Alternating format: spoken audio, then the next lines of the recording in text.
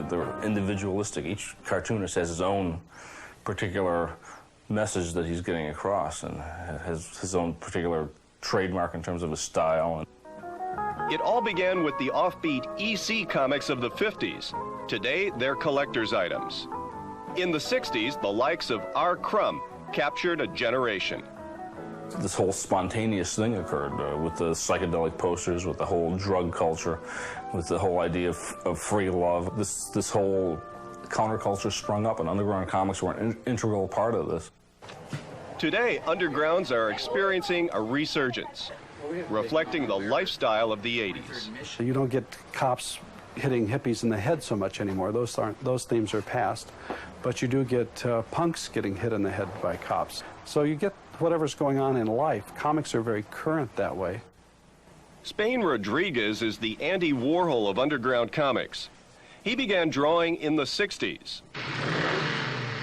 He became famous for his raunchy tales about bikers on the make. But Spain was also a political activist.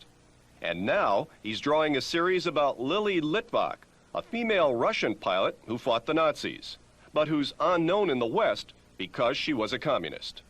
My political work tends to be more historical. I think we're given a version of history that's laundered and is sanitized, and so I like to desanitize that history.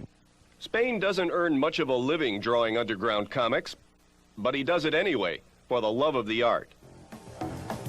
Trina Robbins is another San Francisco artist who represents a different trend in underground comics. Now, Robbins draws for Marvel and DC, two large commercial publishers. She's the first woman artist ever to draw Wonder Woman. She also draws Misty, which is read by teenage girls around the world.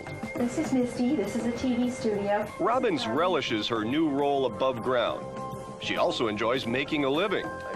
Some say she's sold out, but she says she hasn't forgotten her early roots.